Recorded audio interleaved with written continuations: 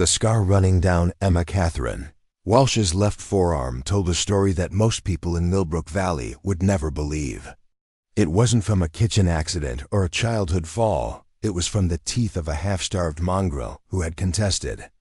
Her claim to a discarded potato peel behind Henderson's General Store on a bitter February morning in 1887.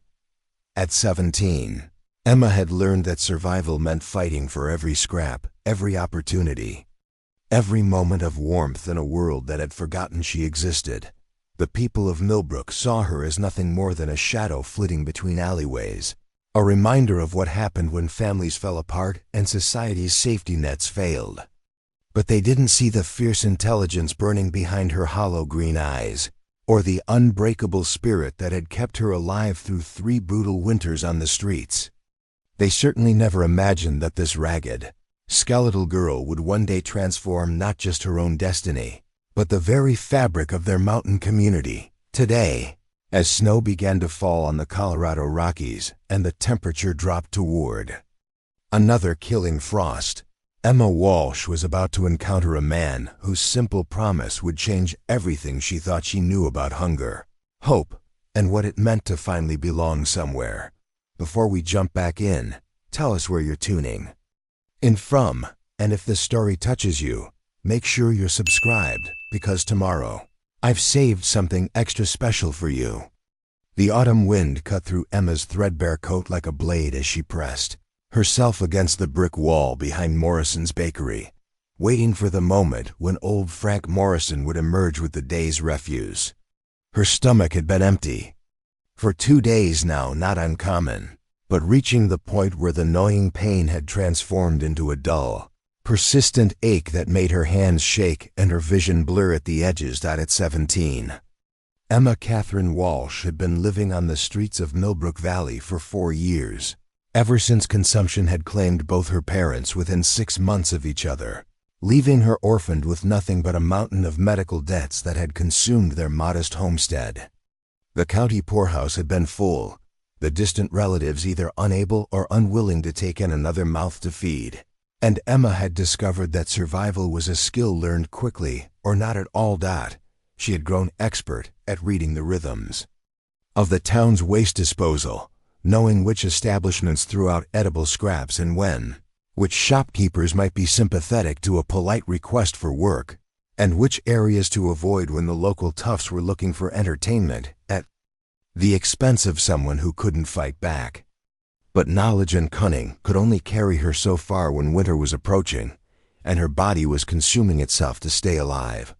The back door of the bakery creaked open, and Frank Morrison emerged carrying a wooden crate filled with bread that had gone stale, pastries that had been damaged in handling, and the occasional luxury of fruit that had passed its prime. Emma watched from her hiding spot as he dumped the contents into the large refuse bin behind his store, muttering under his breath about waste and overhead costs. She waited 15 minutes after his return to the shop before making her move, approaching the bin with the practiced stealth of someone who had learned that hesitation often meant the difference between eating and going hungry. But as she lifted the wooden lid, the sound of low growling froze her blood.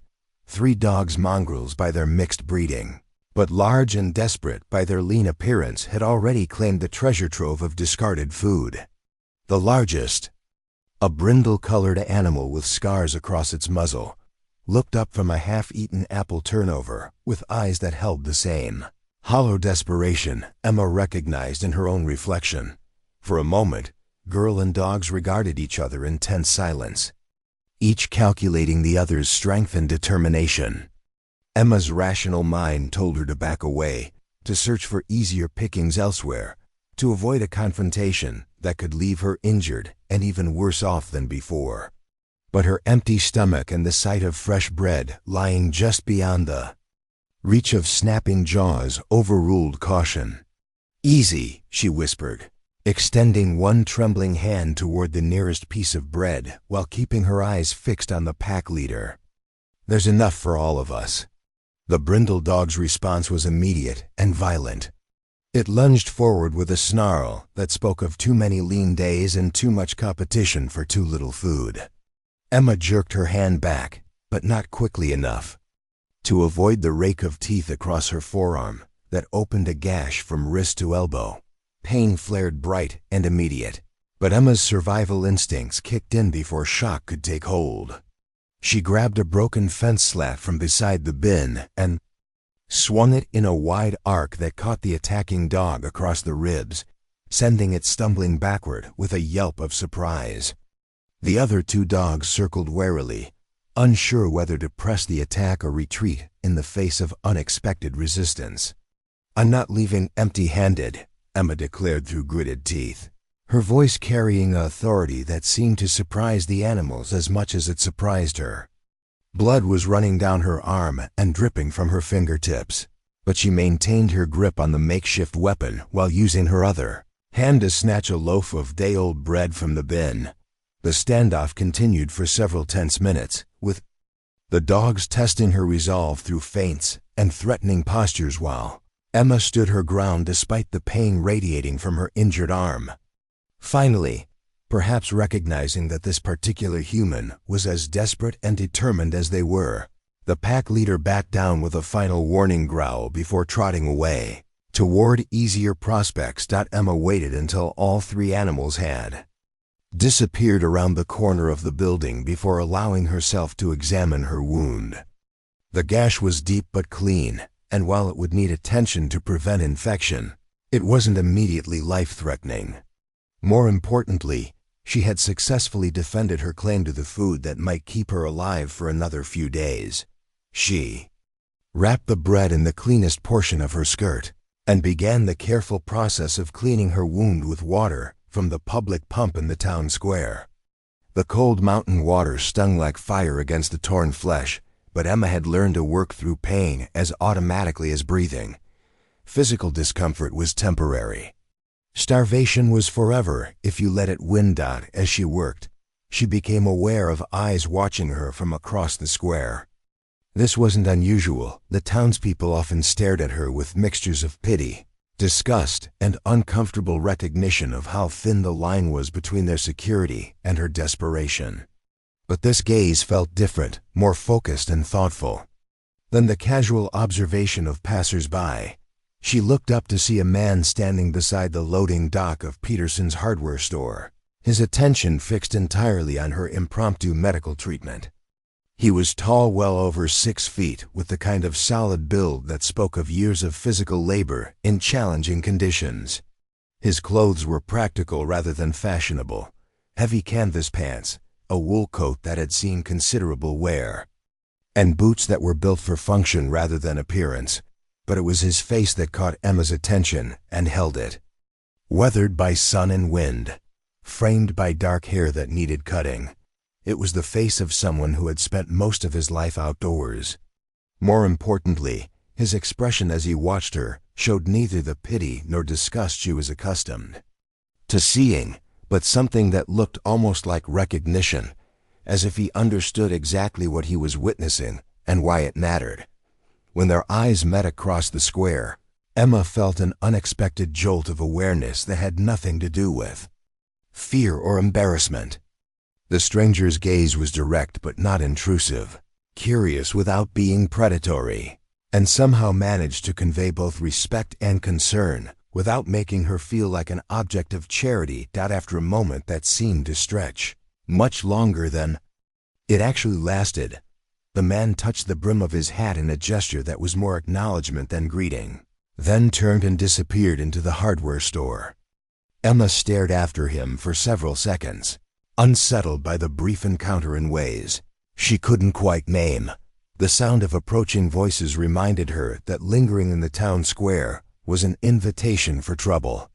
She finished her rough bandaging job using strips torn from her petticoat, gathered her precious bread, and headed for the abandoned cabin on the outskirts of town where she had been sheltering for the past month. The cabin had once belonged to a prospector named Jenkins who had given up his claims after a cave-in had crushed his legs and left him unable to work.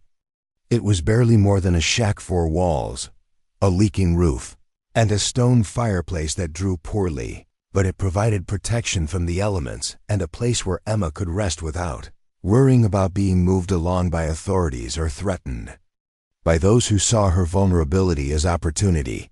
She had done what she could to make the space habitable, using scavenged materials to patch the worst holes in the walls and gathering enough firewood to last through the early part of winter.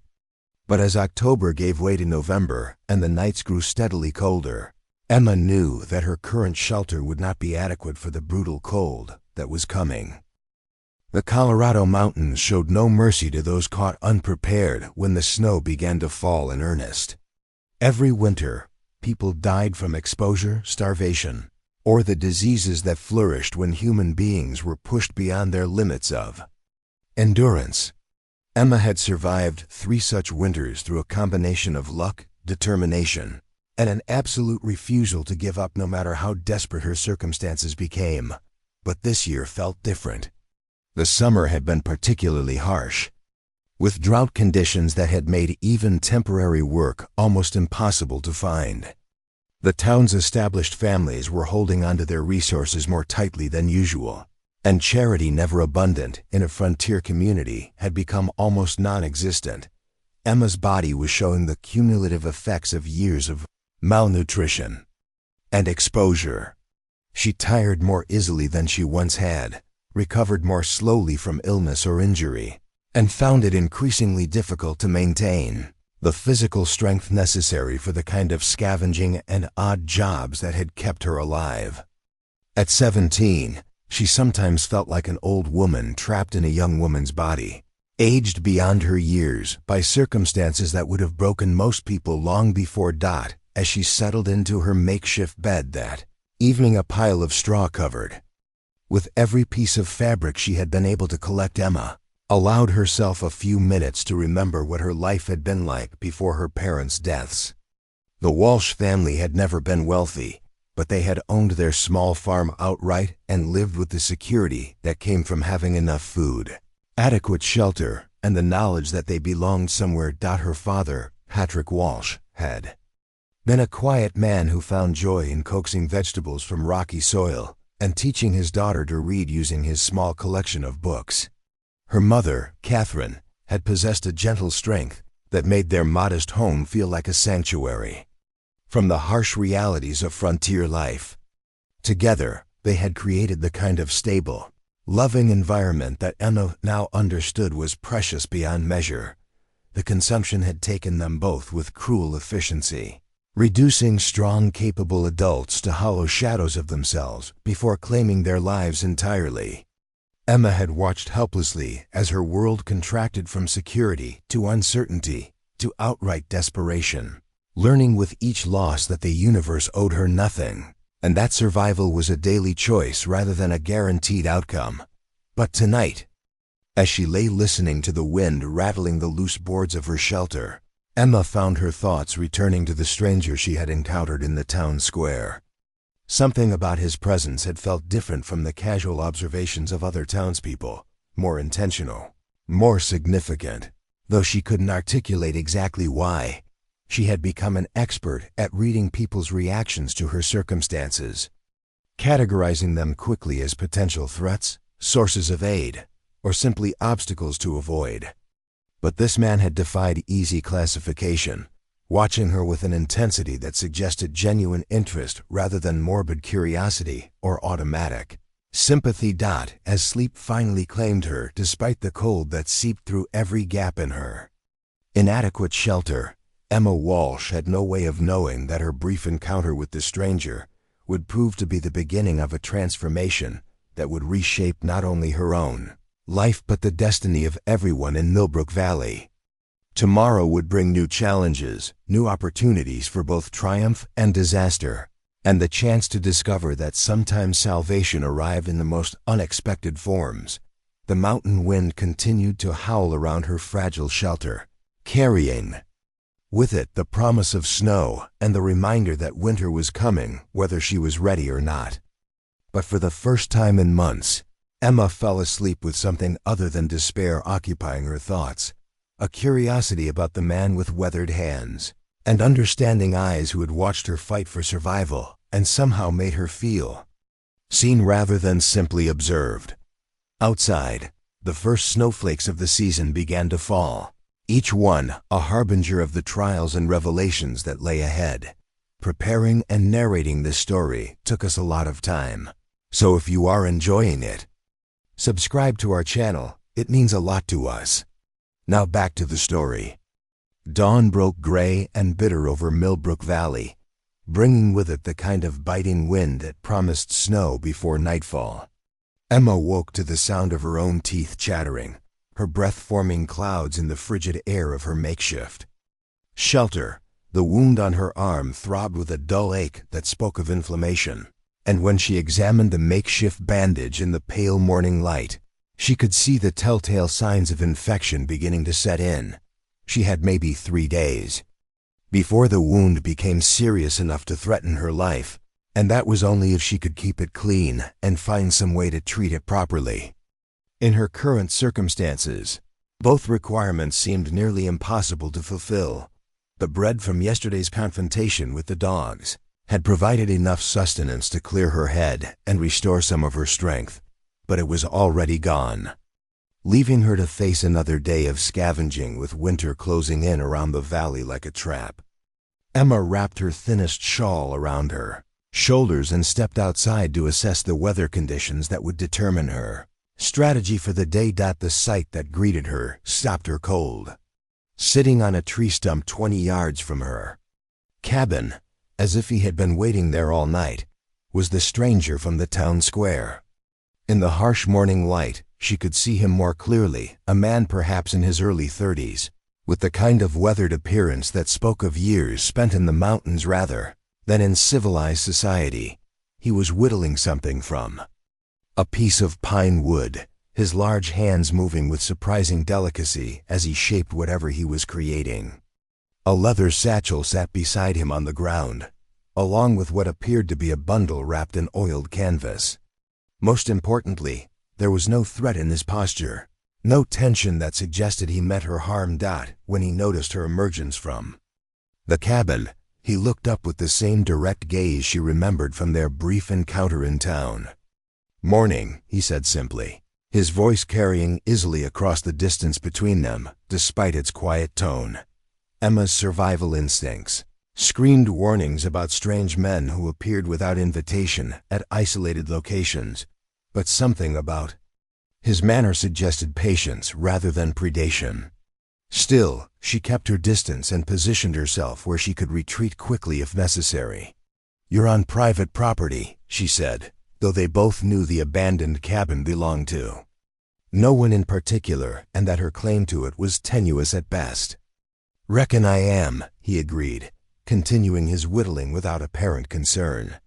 "Thought you might want to know that Jenkins fellow who used to live here, he died last week down in Colorado Springs. Natural causes, according to the letter his nephew sent to the land office." The information hit Emma like a physical blow. She had been telling herself that Jenkins might return someday, and that her occupation of his cabin was temporary. But the news of his death meant that the property would likely be sold or reclaimed, leaving her without even this inadequate shelter. As winter approached, "Nephew's planning to sell the land come spring," the stranger continued, as if reading her thoughts. "Means you've got maybe 4 months before someone comes looking to clear out squatters." Emma's mind raced through her limited options. 4 months might be enough to survive the winter if she could find adequate food and fuel, but it wouldn't provide any long-term security. And that assumed she could even make it through the next few weeks without succumbing to cold, hunger, or the infection that was already taking hold in her wounded arm. "Why are you telling me this?" she asked, suspicious of information offered without apparent price or expectation. The man looked up from his carving, studying her face with an intensity that made her uncomfortable. "Because you've got spirit," he said finally. "Watched you yesterday, fighting those dogs for food. Most folks would have backed down, accepted hunger rather than risk injury. But you stood your ground and claimed what you needed to survive." "Desperation makes people do foolish things," Emma replied, though she felt a small flush of pride at his assessment of her actions. Desperation makes weak people do foolish things, he corrected. Makes strong people do what's necessary, regardless of the cost. Question is, what are you planning to do when that arm gets worse and winter really sets in? Emma glanced down at her bandaged forearm, surprised that he had noticed the injury from such a distance. I'll manage, she said with more confidence. Then she felt. The stranger nodded thoughtfully, then stood and approached slowly, his movements deliberate and non-threatening. As he drew nearer, Emma could see that he was even larger than she had initially estimated, not just tall, but broad through the shoulders and chest in a way that suggested enormous physical strength. Yet his approach was careful, respectful, of her obvious wariness. Name's Marcus Thompson, he said when he was close enough for normal conversation. I've got a cabin about 15 miles up the mountain, near the old silver mine workings. Been living there for 8 years now, mostly. Keeping to myself. Emma said nothing, waiting to see where this introduction was leading. Thing is, Marcus continued, winter's coming hard this year. Old-timers are saying it'll be the worst in a decade, and from what I've seen of the signs, they're probably right. Temperature's going to drop below anything this valley's seen in recent memory, and the snow's going to pile up deep enough to bury anything that's not built to handle it. He gestured toward her cabin with its sagging roof and gap-filled walls. This place won't keep you alive through what's coming. Hell, it might not keep you alive through next week if that storm moves in, like I think it will. Emma's throat tightened with fear she refused to show. What's it to you whether I live or die? You don't even know me. Marcus paused in his slow approach, considering her question with obvious seriousness. Fair point, he acknowledged. Truth is, I don't make a habit of involving myself in other people's troubles. Came to these mountains specifically to get away from complications and obligations. He resumed walking until he was close enough that Emma could see the details of his weathered face, the lines around his eyes that spoke of squinting into sun and snow, the small scar along his jaw that suggested past violence, the calloused hands that had clearly seen years of hard labor. But I've been watching this town for 8 years now, he continued, and in all that time, I've never seen anyone show the kind of backbone you displayed yesterday. Most folks, when they're pushed to the edge, they either give up or they turn. You just got stronger. Emma felt heat rise in her cheeks, unsure how to respond to praise from a stranger who seemed to see qualities in her that she wasn't certain she actually possessed. I've got a proposition for you, Marcus said, reaching into his leather satchel and withdrawing something wrapped in clean cloth. My cabin's built to handle mountain winters. Stone foundation, thick walls, good chimney, enough firewood stockpiled to last until spring. I've got preserved food, medical supplies, tools, everything needed to wait out the cold months in comfort. He unwrapped the cloth to reveal fresh bread, dried meat, and what appeared to be some kind of preserved fruit. The sight and smell of real food made Emma's empty stomach clench with desperate hunger, but she forced herself to maintain her wary stance. What's the catch? She asked, though her eyes remained fixed on the food. No catch, Marcus replied, rewrapping the provisions and setting them on the ground between them. I'm offering you shelter, food, warmth, and safety through the winter. In exchange, you help with cooking, mending, general maintenance around the cabin. Simple partnership your labor in exchange for survival. Emma's mind immediately jumped to the obvious concerns. And what makes you think I'd trust a strange man enough to isolate myself with him in a mountain cabin for months? Marcus nodded, as if he had expected this question. Because you're smart enough to evaluate the alternatives, he said. Stay here, and you'll be dead within 2 weeks from cold, infection, or starvation. Try to make it in town, and you'll face the same fate slightly slower. Come with me, and you've got a fighting chance to see spring. He pulled a small metal object from his pocket and tossed it to land near her feet. Emma picked it up and found herself holding a derringer's small butt. Deadly, the kind of weapon a woman could conceal easily and use effectively at close range. Insurance, Marcus explained. You keep that with you at all times. If I ever do anything that makes you feel unsafe, use it. I'm betting you won't need to, but the option's there if you want it. Emma stared at the weapon, overwhelmed by the implications of what he was offering. Trust was a luxury she had learned to do without, but the alternative to trusting Marcus Thompson appeared to be certain death from exposure or disease. Why? She asked quietly. Why would you take such a risk for someone you don't know? Marcus was quiet for a long moment, his gaze fixed on the distant peaks that surrounded the valley. Had a sister once, he said finally. About your age when she died. Consumption, same as what took a lot of folks around here. Spent her last months coughing up blood and getting thinner every day, but she never complained, never gave up hope. That things would get better.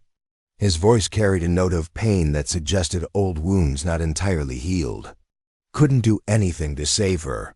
Couldn't even make her comfortable at the end. Been carrying that helplessness around for 15 years now, wondering what I might have done different if I'd been stronger or smarter, or just more determined. He looked back at Emma, his expression serious but not pitying. Can't bring her back, but I can make sure someone else's sister doesn't die alone in a drafty cabin when there's room by my fire. The explanation was both deeply personal and utterly practical, offering insight into Marcus's motivations without making Emma feel like an object of charity. She found herself studying his face, looking for signs of deception or hidden agenda, but seeing only the quiet sincerity of someone who had made a difficult decision and was prepared to follow through on it. I'd want to see this cabin first, she said carefully. Make sure it's what you say it is. Marcus smiled for the first time since their conversation began, the expression transforming his weathered features and revealing genuine warmth beneath his serious exterior. Wouldn't expect anything less. We can head up there today if you're feeling up to the walk. 15 miles through mountain terrain might be challenging with that arm, but it's better to make the trip now than wait for the weather to get worse. Emma looked down at her infected wound, then back at the provisions Marcus had left on the ground. The smart choice was obvious, even if it required trusting a stranger with her life. The alternative was a slow, cold death that would serve no purpose, except to prove her independence. I'll need to gather my things, she said, decision made. Take whatever you can carry, Marcus agreed. Anything you leave behind will be buried under snow within a week anyway. As Emma turned toward her cabin to collect her meager possessions, she felt a strange mixture of terror and hope that she hadn't experienced in years. She was about to bet her life on the word of a mountain man who had appeared out of nowhere with promises of safety and comfort. But for the first time since her parents' deaths, someone was offering her a future that extended beyond mere survival. Marcus Thompson might be her salvation, or he might be the most dangerous predator she had ever encountered. Either way, Emma Walsh was about to find out which one, and discover what lay waiting for her in the high country where winter ruled with absolute authority and secrets could be buried as deep as the snow. The climb into the Colorado Rockies began deceptively easy, following a well-worn trail that miners had carved into the mountainside decades earlier during the silver boom. Emma walked behind Marcus, her few possessions wrapped in a bundle that seemed pathetically small compared to the enormity of the decision she had just made. The morning air was crisp, but not yet bitter, and for the first hour, she almost managed to convince herself that 15 miles through mountain terrain might be manageable despite her weakened condition. That optimism died quickly as the trail began to climb in earnest. By the third mile, Emma's lungs were burning from the thin mountain air, and the infected wound on her arm had begun to throb. With each step, Marcus maintained a steady pace that would have been comfortable for someone in good health, but for a 17-year-old girl who had been surviving on scraps for months, it quickly became a test of pure willpower over physical limitation. Need to rest? Marcus asked during one particularly steep section. His breathing barely labored despite the altitude and pace. Emma's pride warred with her practical need for recovery time. "I'm fine," she managed between gasps, though they both knew it was a lie. Marcus studied her flushed face and the way she favored her injured arm, then pointed to a flat boulder beside the trail. "I could use a drink myself," he said diplomatically, settling onto the rock and pulling a metal canteen from his pack. Emma gratefully sank down beside him, trying to hide how much her hands were shaking from exhaustion. The view from their resting spot was spectacular. The entire Millbrook Valley spread out below them like a detailed map, with the town looking like a collection of toy buildings surrounded by geometric patches of cultivated land. "How often do you make this trip?" Emma asked, accepting the canteen Marcus offered and trying not to gulp the water too desperately. "Maybe once a month during good weather, less often when snow's on the ground," Marcus replied. "Usually stock up on supplies in bulk, so I don't have to make the journey more than necessary." Emma tried to imagine what it would be like to live in such complete isolation, cut off from human contact for weeks at a time. "Don't you get lonely up there?" Marcus was quiet for a moment, his gaze fixed on the distant peaks that rose like cathedral spires against the pale sky. "Loneliness and solitude aren't the same thing," he said finally. "Solitude's a choice, gives you space to think, to work, to become whoever you're meant to be without other people's expectations weighing you down." He glanced at Emma, noting the way she was unconsciously cradling her injured arm. "Loneliness is what happens when you're surrounded by people who don't see you, don't understand you, or don't care enough to try. I'd rather be alone by choice than lonely in a crowd." The observation struck Emma as profoundly accurate to her own experience. Despite being surrounded by the townspeople of Millbrook Valley, she had felt utterly isolated, invisible except when her presence reminded others of their own vulnerabilities. "What made you choose the mountains?" she asked, genuinely curious about this man who had upended her world with a simple offer of partnership. Marcus stood and shouldered his pack, indicating their rest was over. "Started out mining like most folks who end up in these parts.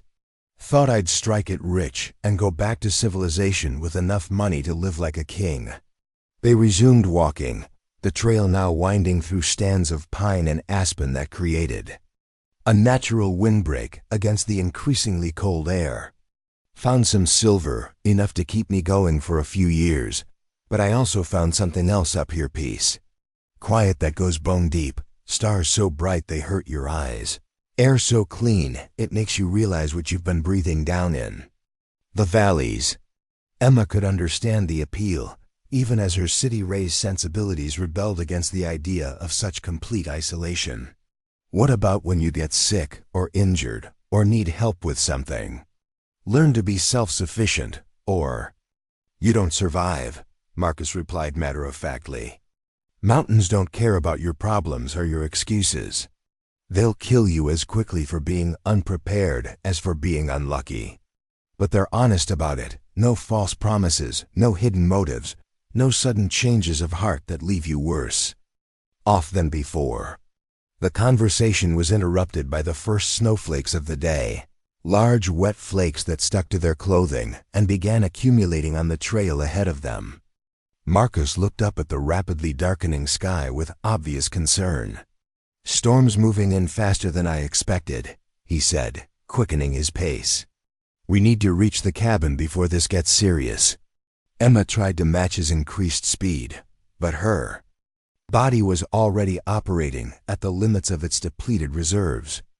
The wound on her arm had begun bleeding again, seeping through her makeshift bandage and staining her sleeve with fresh crimson.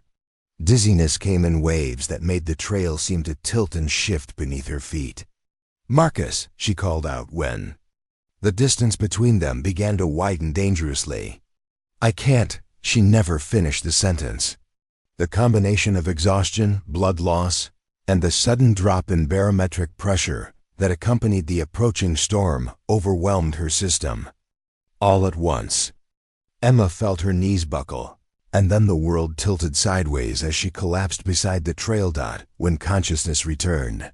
She was moving through a landscape of swirling white, wrapped in something warm and dry that smelled of pine smoke and leather.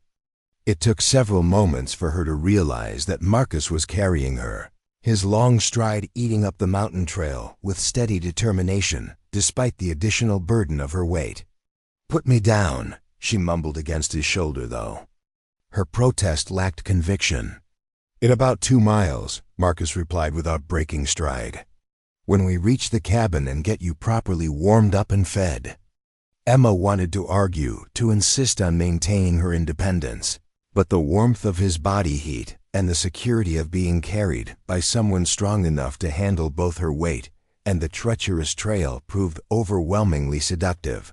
For the first time in 4 years, she allowed herself to depend on someone else's strength instead of her own.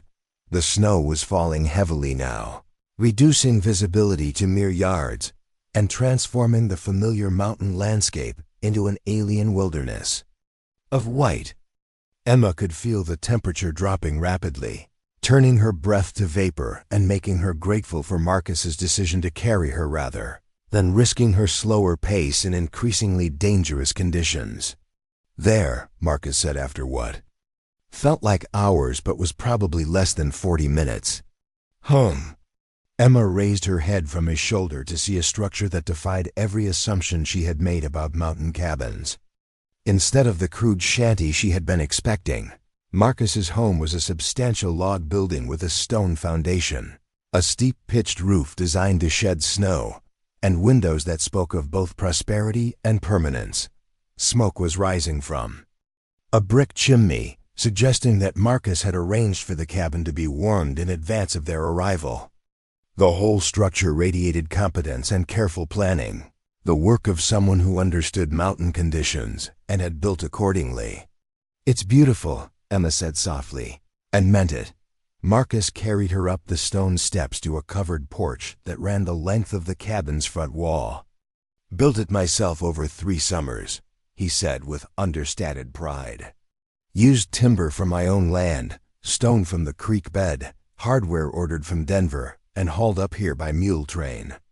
The interior of the cabin was even more impressive than the exterior. A large main room dominated the space, with a massive stone fireplace providing both heat and light. The furniture was clearly handmade, but showed remarkable craftsmanship. Chairs that looked comfortable as well as sturdy, a dining table that could seat 6 people, shelves lined with books and carefully organized supplies that Marcus set Emma down gently in a chair beside the fireplace, then immediately busied himself building up the fire and preparing what appeared to be a substantial meal. Emma watched him move around the space with practiced efficiency, noting the way he seemed to anticipate every need and have a solution ready at hand. "This isn't a cabin," she said after several minutes of observation. "This is a house. A real house, better than most of what's down in the valley." Marcus glanced up from the pot he was stirring over the fire. "Spent 8 years getting it right," he admitted. "Trial and error, mostly, but I had time to fix my mistakes and improve on what worked."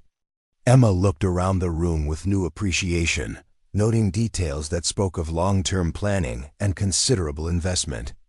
You could live down in town with a place like this. Open a business, have neighbors, be part of a community. "Could," Marcus agreed, ladling stew into a wooden bowl and bringing it to her along with a chunk of fresh bread.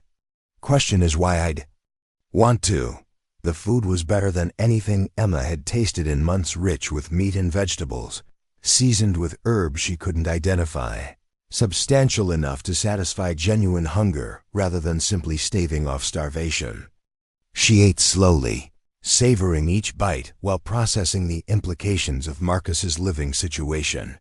This wasn't the crude survival shelter of a hermit, or the temporary accommodation of someone planning to return to civilization eventually. This was the carefully constructed home of someone who had found exactly where he belonged and had built accordingly. "Why did you really ask me to come here?" Emma asked when her immediate hunger had been satisfied. And don't tell me it's because I remind you of your sister.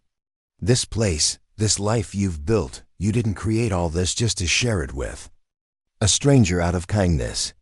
Marcus settled into the chair across from her, his own bowl balanced on his knees. Fair question, he said after a moment's consideration. Truth is, I've been thinking for a while that this place feels too big for one person. Not the physical space, but the purpose of it. He gestured around the room with obvious affection. Built it to last, to be a real home instead of just shelter. But a home's meant to be shared, to be filled with conversation and laughter, and the kind of daily routines that make life meaningful instead of just survivable. Emma felt heat rise in her cheeks at the implications of his words. You're looking for a wife. I'm looking for a partner, Marcus corrected gently. Someone who understands that building something worthwhile takes time and effort and commitment. Someone who won't see this mountain as a prison, but as a foundation for whatever we might create together. The honesty of his answer was both thrilling and terrifying. Emma had spent so long focused on simple survival that the idea of planning for an actual future seemed almost fantastical. But sitting in this warm, well-built home with food in her stomach and a man who spoke of partnership rather than rescue, she began to understand that maybe survival had been preparing her for something larger. Outside, the storm was intensifying, but inside Marcus's cabin, Emma Walsh was beginning to glimpse the possibility of a life beyond mere endurance, a future built on mutual respect, shared labor, and the kind of deep contentment that came from creating something permanent in an uncertain world. Emma woke to the sound of someone chopping wood outside, a rhythmic thudding that spoke of practiced efficiency and considerable strength. Sunlight was streaming through windows that were cleaner than any glass she had seen in years, casting geometric patterns across a quilt that was both beautiful and obviously handmade. For a moment, she couldn't remember where she was or how she had gotten there. Then the events of the previous day came flooding back, the climb, the collapse, Marcus carrying her through the snowstorm to this remarkable cabin that defied every assumption she had made about mountain living. She was lying in a real bed, between clean sheets, wearing a flannel nightgown that was far too large for her frame, but wonderfully warm. The infected wound on her arm had been properly cleaned and bandaged with what appeared to be actual medical supplies rather than torn fabric. When she cautiously flexed her fingers, the sharp pain that had been her constant companion for days was reduced to a manageable ache. You're awake, Marcus's voice came from the doorway, where he stood with an armload of split pine logs. How are you feeling? Emma pulled the quilt up to her chin, suddenly conscious of being in a strange man's home wearing his clothing. Better, she admitted. My arm doesn't hurt as much. Honey and willow bark tea, Marcus explained, moving to build up the fire in the small cast-iron stove that heated the bedroom. Old remedy my grandmother used for infections. Seems to be working. Emma watched him work, noting the care he took to ensure the fire would burn evenly and provide steady heat. Everything he did seemed thoughtful and deliberate, the actions of someone who had learned to do things right the first time rather than rushing and making mistakes. How long was I asleep? She asked. About 14 hours, Marcus replied, closing the stove door and adjusting the damper. Storm blew through around midnight, left us with about 2 feet of new snow, but it's clear now. Beautiful morning. The casual way he mentioned 14 hours of unconsciousness suggested that Emma's body had been even more depleted than she had realized. She tried to remember the last time she had slept so deeply or for so long and couldn't. I should get up, she said, though the prospect of leaving the warm bed was distinctly unappealing. Help with breakfast, start earning my keep. Marcus smiled, the expression transforming his weathered features. Your keep for the first week is getting healthy enough to actually be helpful instead of collapsing on mountain trails. After that, we'll talk about division of labor. The kindness in his voice was almost harder to accept than charity would have been. Emma had grown accustomed to transactions based on immediate exchange work for food, information for protection, compliance, for safety. The idea of being cared for without immediate reciprocation felt dangerous, like accepting a debt she might not be able to repay. "I don't like being useless," she said, more sharply than she had intended. "Neither do I," Marcus replied mildly.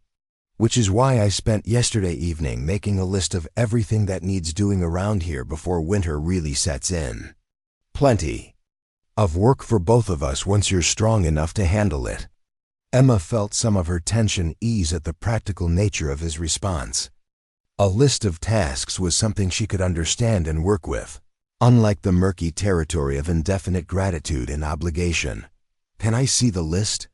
Marcus reached into his shirt pocket and pulled out a folded piece of paper covered with neat handwriting.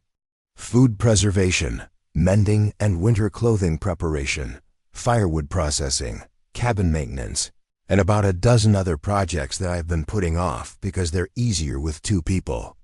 Emma scanned the list, her eyes widening as she took in the scope of what he had planned.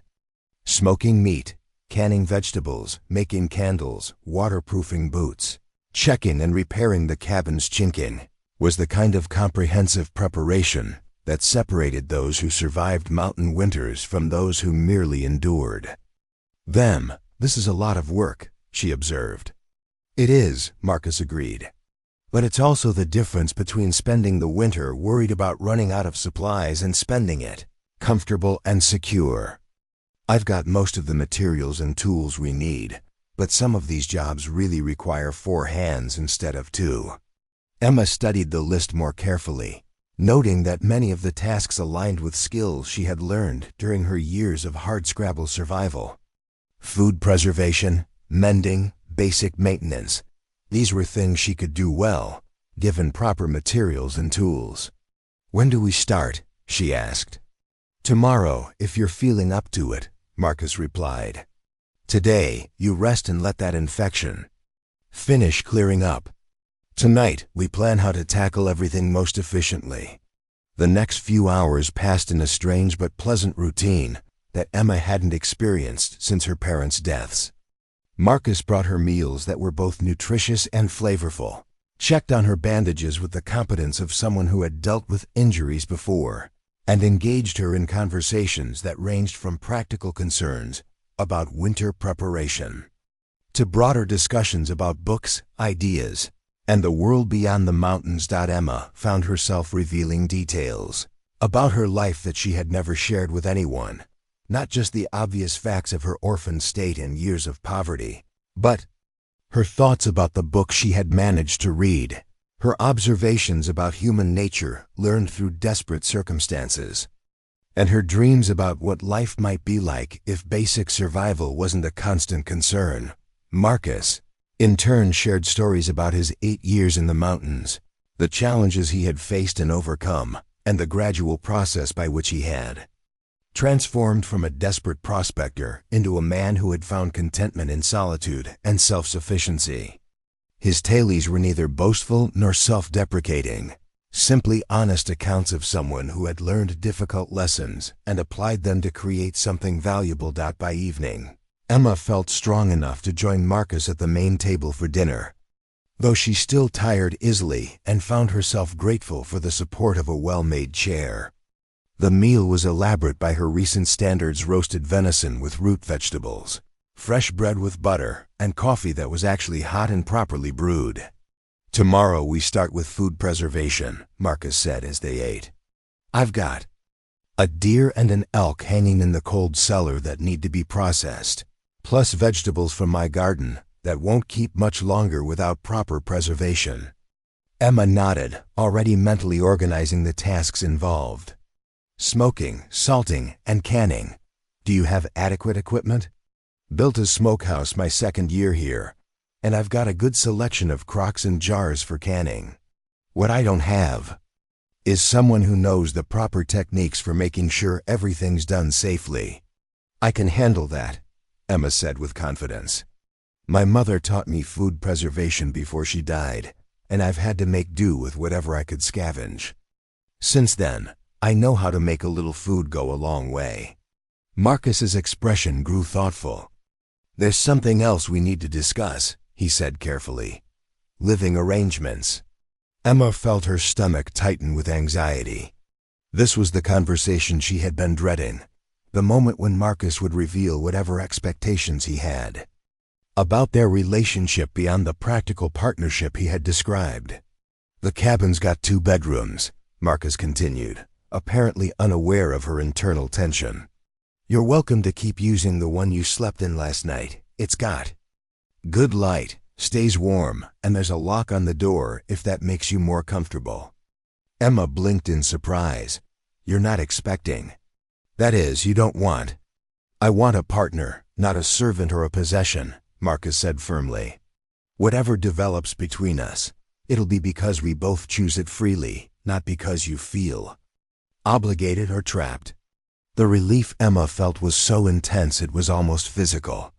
"Thank you," she managed. "Don't thank me for treating you like a human being," Marcus replied. "That should be the minimum expectation, not something worth gratitude." They spent the rest of the evening planning their work schedule and discussing the logistics of various preservation methods. Emma found herself impressed not just by Marcus's thoroughness, but by his willingness to defer to her expertise in areas where she clearly knew more than he did. As she prepared for bed in her own room, a concept that felt almost impossibly luxurious after years of sleeping wherever she could find temporary shelter, Emma reflected on the strangeness of her situation. 24 hours ago, she had been a starving girl fighting dogs for scraps behind a bakery. Tonight, she was a partner in a mountain homestead, with meaningful work ahead of her and the promise of security through the brutal winter months. The transformation felt too dramatic to be real, too good to be trusted completely. But as she settled into the comfortable bed and listened to the wind moving through the pine trees outside her window, Emma allowed herself to believe that maybe, just maybe, her long struggle for survival had prepared her for something better than mere endurance. Outside, the mountain night was crisp and star-filled, beautiful in its harsh clarity. Inside the cabin, 2 people who had found each other by chance were beginning to discover that partnership might offer rewards neither had dared to imagine when they were facing the world alone. The smokehouse stood 20 yards from the main cabin, a sturdy log structure that Marcus had built during his 3rd year on the mountain. Emma examined it with the critical eye of someone who had learned to evaluate every resource for its potential to sustain life. The construction was solid, the ventilation properly designed, and the interior racks showed the kind of thoughtful engineering that would allow for efficient processing of large quantities of meat. "You built this yourself?" she asked, running her hand along the smooth-fitted joints that held the structure together. "Trial and error," Marcus replied, hauling a quarter of elk from the cold cellar where it had been hanging. "First version caught fire, second one didn't draw properly, and filled up with smoke instead of ventilating it. This is the 3rd attempt." Emma nodded approvingly. The willingness to learn from mistakes and improve was a trait she respected deeply, having learned through brutal experience that stubbornness in the face of failure could be fatal and unforgiving. Environments. They worked in companionable silence for the first hour, Marcus cutting the meat into strips while Emma prepared the brine solution that would cure it before smoking. The rhythm of shared labor felt natural in a way that surprised them, both 2 people who had grown accustomed to solitary work, discovering that collaboration could multiply effectiveness rather than simply dividing tasks. "Your knife work is excellent," Emma observed, watching Marcus reduce a large roast into uniform strips with practiced efficiency. "Where did you learn butchering?" "Same place I learned most things, necessity and repetition," Marcus replied. "Made a lot of mistakes in the early years, wasted good meat through poor technique. Now I can process a whole elk and use every part of it." Emma began arranging the cut meat in the brine, her movements economical and sure. My father taught me the basics, but I learned the finer points during my first winter on the streets. Found a job helping old Mrs. Patterson process chickens for her boarding house, worked for meals, and a place to sleep in her root cellar. The casual mention of sleeping in a root cellar during winter made Marcus pause in his cutting. How old were you? 14, Emma replied matter-of-factly. It was warmer than being outside, and Mrs. Patterson was fair about payment. Fed me twice a day and never tried to take advantage. Marcus absorbed this information quietly, adding it to his growing understanding of the experiences that had shaped Emma's character.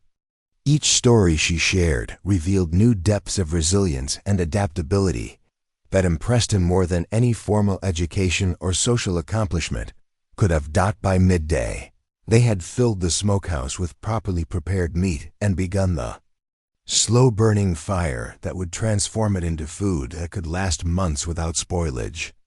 Emma stood back to examine their work, satisfaction evident in her expression. This will feed us well into spring, she said, even accounting for the increased caloric needs of winter work. You've done this calculation before, Marcus observed. Every day for the past 4 years, Emma replied. When you're never sure where your next meal is coming from, you learn to think in terms of calories, nutrition, and how long various foods will sustain you under different conditions. They moved on to vegetable preservation, working in Marcus's garden to harvest the last crops before killing frost could claim them. Emma proved to have an encyclopedic knowledge of which vegetables could be stored fresh, which required processing, and the optimal methods for extending their useful life. These turnips will keep in the root cellar until March if we layer them properly with sand, she explained, demonstrating the technique. Carrots can go even longer if the humidity is right. But the cabbage needs to be made into sauerkraut within the next few days, or we'll lose it to spoilage. Marcus watched her work with growing amazement.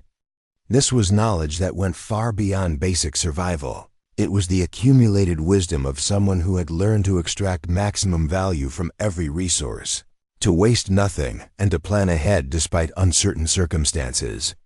You know more about food preservation than most farm wives, he said. Emma looked up from the turnip she was carefully arranging, a flush of pride coloring her cheeks. I've had good teachers and strong motivation to pay attention. Mistakes in food storage can kill you just as dead as mistakes in anything else. As afternoon faded toward evening, they tackled the complex process of making sauerkraut, a task that required precise timing and careful attention to fermentation conditions. Emma took the lead, her hands moving with practiced confidence as she shredded cabbage and calculated salt ratios. The key is maintaining the right balance, she explained, massaging salt into the shredded vegetables. Too little salt and it spoils, too much and it won't ferment properly. Temperature matters. Too needs to be cool enough to ferment slowly, but not so cold that the process stops entirely. Marcus found himself fascinated not just by her knowledge, but by the way she explained complex processes in clear, logical terms. There was a natural teaching ability in how she broke down complicated tasks into understandable components. Where did you learn the science behind fermentation? He asked. Dr. Morrison's medical texts, Emma replied, continuing her methodical preparation. He threw them out when he moved his practice to Denver, and I retrieved them from behind his office. Spent that whole winter reading everything I could understand about chemistry, biology, and medicine. The image of a homeless teenager teaching herself science from discarded medical textbooks by candlelight was both heartbreaking and inspiring. Marcus began to understand that Emma's survival had depended not just on physical resilience, but on intellectual curiosity and the ability to synthesize knowledge from disparate sources. As they packed the salted cabbage into crocks and weighted it down for proper fermentation, Emma's movements became increasingly precise and confident. This was work she understood completely, tasks where her expertise was not just valuable, but essential for success. You're enjoying this, Marcus observed. Emma paused in her work, considering his words. I am, she said with some surprise. I haven't had the luxury of enjoying work in years. It's always been about immediate survival, doing whatever was necessary to get through another day. But this feels different. How so? This is work that builds towards something, Emma explained. Every jar we fill, every piece of meat we smoke, it's creating security for the future. Making sure we'll not just survive winter, but be comfortable and well-fed. Marcus nodded, understanding exactly what she meant. It's the difference between subsistence and prosperity. Exactly, Emma agreed. For the first time since my parents died, I'm working toward abundance instead of just fighting off starvation. As darkness fell and they moved inside to continue their planning by lamplight, Emma found herself explaining various preservation techniques with the enthusiasm of someone who finally had an audience for knowledge she had accumulated through necessity. Marcus listened intently, asking intelligent questions and offering insights from his own experience. We should start drying herbs tomorrow, Emma suggested, consulting the list of tasks they had created. I noticed you have a good variety growing wild around the property, plants that could be valuable for both cooking and medicine. I've been harvesting some basic ones, Marcus admitted, but I suspect you know which ones I've been overlooking. Emma smiled. I know plants that can treat everything from headaches to infected wounds. Give me a day to survey what's available, and I can put together a medicine chest that would rival anything Dr. Morrison had in his practice. The conversation that followed ranged from botanical medicine to food chemistry, from practical preservation techniques to the broader principles of sustainable living. Emma discovered that Marcus was not just a skilled craftsman and competent outdoorsman, but also an intelligent man who appreciated both theoretical knowledge and practical application. You could have been a teacher, Marcus said during a discussion about plant identification. You have a gift for making complex subjects understandable. Emma felt a familiar pang at the mention of paths not taken. Teachers need formal education and social standing. Neither was available to someone in my circumstances. Formal education is just one way to acquire knowledge, Marcus countered. You've learned more about practical science through necessity than most people learn in years of schooling. As they prepared to retire for the evening, Emma reflected on the unexpected satisfaction she had found in the day's work. For the first time in years, her knowledge and skills had been valued for their own merit, rather than simply as means of immediate survival. Marcus's respect for her abilities was evident in how he deferred to her expertise, asked for her opinions, and integrated her suggestions into their planning. He treated her as an equal partner rather than a rescued waif, and that recognition transformed the nature of their collaboration from charity into genuine partnership. Tomorrow we'll start on the herb gathering, Emma said as they banked the fire for the night. I want to have everything properly dried and stored before the snow gets too deep. Sounds like a plan, Marcus agreed. Though I suspect by the time you're finished, I'll know more about mountain plants than I learned in 8 years of living here. Emma smiled at the prospect.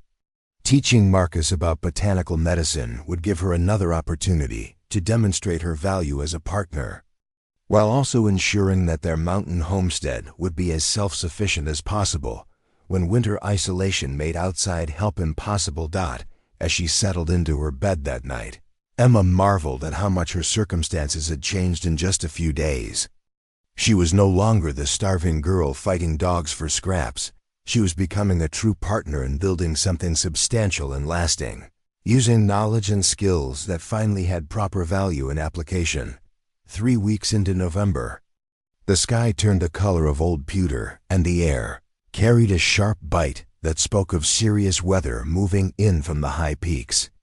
Emma woke to find Marcus already stoking the fires and checking their supplies with the methodical thoroughness of someone who understood that mountain storms could trap people for days or even weeks. How bad? She asked, joining him at the kitchen window where they could see the distant mountains disappearing behind walls of gray cloud. Bad enough, Marcus replied, not looking away from the ominous sky. Barometer's been dropping for 2 days, and the wind's shifting to come down from the northwest. Old-timers say that combination means a storm that'll bury everything under several feet of snow. Emma felt a familiar knot of anxiety form in her stomach. Not the rational concern of someone preparing for challenging weather, but the deep, instinctive fear of someone who had nearly died from exposure too many times to count. Winter storms had been her greatest enemy during her years on the streets, the force that had come closest to claiming her life on multiple occasions. How long before it hits? She asked, proud that her voice remained steady despite the memories crowding her mind. 6 hours, maybe 8, Marcus estimated. Long enough to make final preparations if we work efficiently.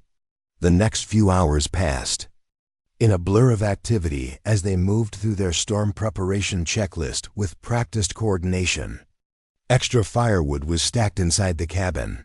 Water barrels were filled and positioned where they wouldn't freeze, and all the preserved food was moved to easily accessible locations. Emma found herself taking charge of preparing emergency medical supplies, using her botanical knowledge to organize tinctures, poultices, and dried herbs that might be needed if injury or illness struck during their isolation. Marcus watched her work with obvious admiration for her systematic approach and comprehensive understanding of what might be required. "You think like a doctor," he observed, noting how she had arranged everything for quick access in low-light conditions. "I've had to be my own doctor too many times," Emma replied, checking the seals on containers holding powdered willow bark. "Learned that being prepared for medical emergencies is the difference between surviving an injury and dying from complications." By midday, the first snowflakes were beginning to fall, not the gentle, drifting snow of autumn, but hard, driven flakes that struck the windows with audible impacts. The wind was picking up steadily, and the temperature was dropping so rapidly that Emma could see the difference between the warmth near the fireplace and the growing cold near the windows. "Storms ahead of schedule," Marcus said, watching the rapidly deteriorating conditions outside. "We're going to be in this for at least 3 days, maybe longer." Emma nodded, mentally reviewing their preparations and finding them adequate. 3 days of confinement would be manageable. Their food supplies were excellent. They had enough fuel to keep warm, and the cabin was solid enough to withstand even severe weather. What she hadn't anticipated was how the enforced intimacy of being trapped together would affect the careful balance they had established in their partnership. The first day passed comfortably enough. They spent the morning completing indoor tasks that had been waiting for bad weather, mending clothes, organizing supplies, and updating the detailed records Marcus kept of everything from food consumption to weather patterns. Emma discovered that he was naturally methodical and had been documenting his mountain life with the precision of a scientist conducting research. 8 years of weather observations, she said, paging through notebooks filled with daily temperature readings, precipitation measurements, and wind direction records. "This is incredibly valuable data. Started keeping records my first winter," Marcus explained. "Figured if I was going to survive up here long term, I needed to understand the patterns, know what to expect and when." Emma studied the charts and graphs he had created, noting correlations between weather patterns and seasonal changes that revealed a deep understanding of mountain meteorology. "You could publish this. Scientific journals would be interested in long-term weather data from this elevation." Marcus looked pleased but skeptical. Doubt anyone would care about the observations of an unschooled mountain man. "Intelligence isn't determined by formal schooling," Emma said firmly. "This represents genuine scientific methodology and careful observation over an extended period. That has value regardless of who collected it." Their conversation was interrupted by a sudden increase in wind intensity that made the cabin creak and groan around them. Snow was now falling so heavily that they couldn't see more than a few feet beyond the windows. and the temperature outside had dropped below 0. Emma found herself unconsciously moving closer to the fireplace, memories of frozen nights threatening to overwhelm her hard-won composure. Marcus noticed her subtle retreat and correctly interpreted its meaning. "You're safe here," he said quietly. "This cabin's weathered storms worse than this one. The foundation goes down 4 feet, the walls are double-chinked, and we've got enough fuel to keep warm for weeks if necessary." Emma nodded, intellectually understanding that their situation was secure while emotionally still fighting the learned responses of someone who had survived too many winters without adequate shelter. "I know. It's just memories. Want to talk about it?" Emma considered the question, weighing her habitual privacy against the intimacy that their isolation was creating. "The first winter after my parents died, I nearly froze to death in a storm like this one. Found shelter in an abandoned barn, but it had so many gaps in the walls that the snow drifted right through. Spent 3 days huddled under a pile of moldy hay, too weak from hunger to maintain my own body heat." Marcus listened without interruption, his expression grave but not pitying. "How did you survive?" "Old dog wandered in on the second day, probably. Looking for the same shelter I was. We ended up sharing body heat, curled up together under that hay pile until the storm passed." Emma smiled slightly at the memory. "Never knew what happened to that dog after the weather cleared, but I probably owe my life to it." "Animals understand survival better than most humans," Marcus observed. "They don't let pride or social expectations interfere with doing what's necessary to stay alive." The conversation that followed ranged from survival stories to broader discussions about the psychology of endurance, the way extreme circumstances revealed character, and the different strategies people use to maintain hope in desperate situations. Emma found herself sharing experiences she had never spoken about before, while Marcus revealed aspects of his own background that explained his choice to seek solitude in the mountains. "Had a business partner once down in Denver," Marcus said, "during a lull in the storm's intensity. Thomas Mitchell, smart man, good head for numbers. Seemed like someone I could trust to handle the financial side, while I focused on the actual mining work." Emma waited, sensing that this story would reveal something important about Marcus's past. Turned out he was skimming profits, falsifying reports, and selling our silver claims to competitors while telling me the mines were played out.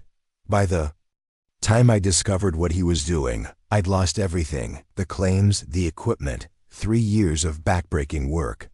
"That's when you decided to come up here?" "Partly," Marcus admitted. "But mostly I realized that I preferred the honesty of dealing with mountains and weather over the complexity of trusting other people's motives. Up here, if something's going to kill you, it does it directly. No lies, no hidden agendas, no betrayal disguised as partnership." Emma understood the appeal of such clarity, having learned through her own bitter experience that people could be far more dangerous and unpredictable than natural hazards. "But now you're trying partnership again." Marcus looked at her thoughtfully. "With someone who's already proven she'd rather fight wild dogs than accept defeat. Someone whose word I can trust because I've seen her actions when everything was at stake." The compliment warmed Emma more than she had expected, recognition from someone whose respect she had come to value deeply. "You barely know me." "I know enough," Marcus replied firmly. "I know you keep your promises, work harder than anyone has. A right to expect, and refuse to give up even when circumstances seem hopeless. Those are the qualities that matter in a partner." As the second day of the storm continued, their conversations deepened further. Confined together in the warm cabin while the wind howled outside, they began to share not just stories and practical knowledge, but thoughts about life, purpose, and what constituted meaningful existence. Emma discovered that Marcus was not just intelligent and capable, but thoughtful in ways that suggested considerable depth of character. He asked perceptive questions about her experiences, offered insights that revealed genuine understanding of complex situations, and demonstrated the kind of emotional intelligence that made difficult conversations feel safe and productive. Marcus, for his part, found himself continually surprised by Emma's intellectual curiosity and analytical ability. She approached problems with the same systematic thoroughness he brought to engineering challenges, but combined it with intuitive understanding of human nature that he recognized as wisdom earned through adversity. By the third day, when the Zhou storm finally began to show signs of weakening, they had established a new level of intimacy that went beyond their practical partnership. It wasn't romantic, both were too careful and respectful for that, but it was the kind of deep friendship that formed when two people discovered they could trust each other completely. "Storm's breaking," Marcus announced late in the afternoon.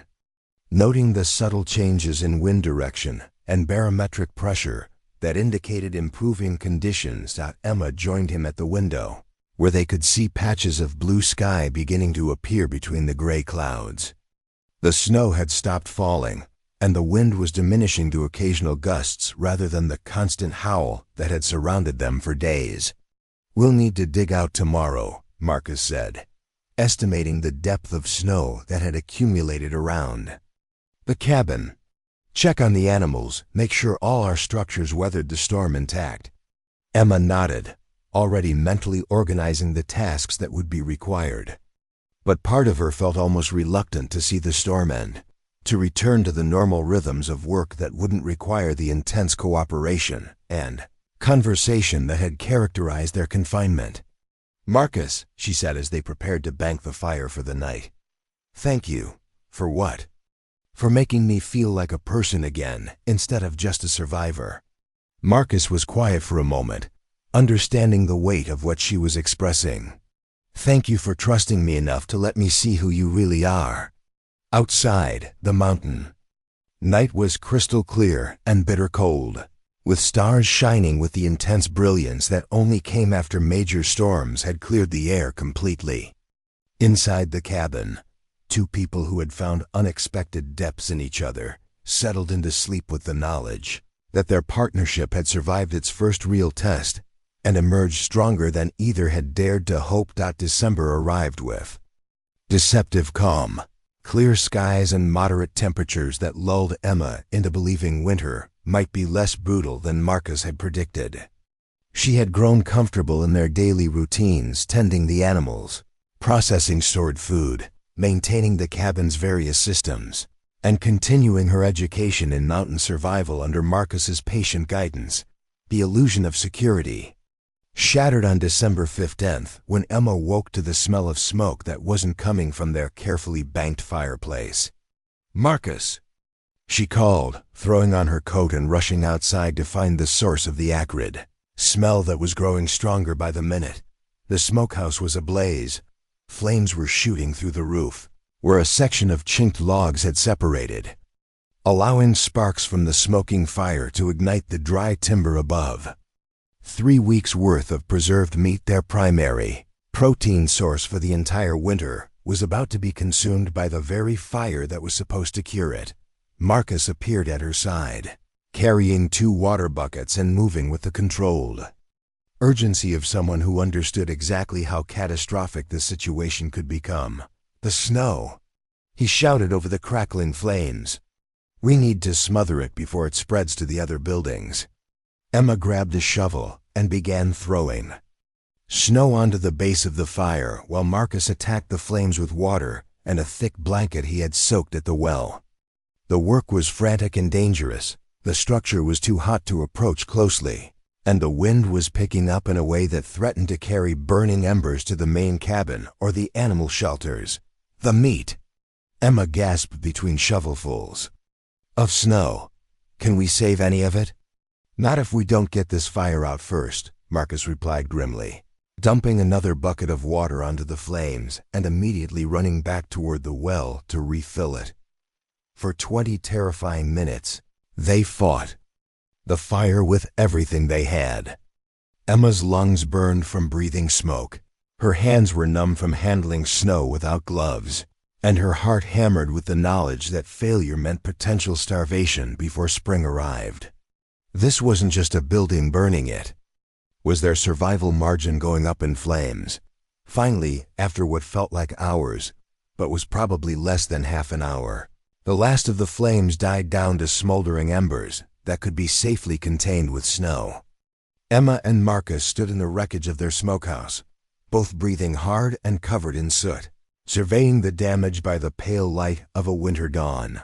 The structure was a total loss. Roof collapsed, walls charred and weakened beyond repair. Worse, most of their carefully preserved meat had been destroyed, either burned directly or contaminated by smoke and falling debris. What remained was barely enough to feed them for 2 weeks, let alone the remaining 4 months of winter. "How bad?" Emma asked quietly, though she could see the answer in Marcus's expression. "Bad," he admitted, poking through the debris with a stick to assess what might be salvageable. "We can save maybe 20 pounds of the elk, some of the venison. That was hanging near the door. Everything else is gone." Emma felt the familiar cold knot of fear forming in her stomach, not just concern about their immediate situation, but the deeper terror of someone who had experienced true hunger and knew exactly what starvation felt like as it slowly consumed a person from the inside out. Options? She managed, forcing herself to think strategically rather than succumbing to panic. Marcus straightened up, his face grim but determined. "We hunt, aggressively. Every day that weather permits, one of us needs to be tracking game. We also ration what preserved food we have left, stretch it as far as possible." "What about the nearest town? Could we make it down to Millbrook for supplies?" "Not until spring," Marcus said, shaking his head. "December through February. That trail's impassable except for someone with serious mountaineering experience. Winter equipment we don't have. We're committed to whatever we can find or catch up here." Emma nodded, accepting the reality of their isolation. "Then we hunt. What's available this time of year?" "Deer, elk if we're lucky, rabbits, maybe some. Winter birds. Problem is, animals are scarce once the deep cold sets in. They migrate to lower elevations or hole up in shelter. We might go days without seeing anything worth shooting."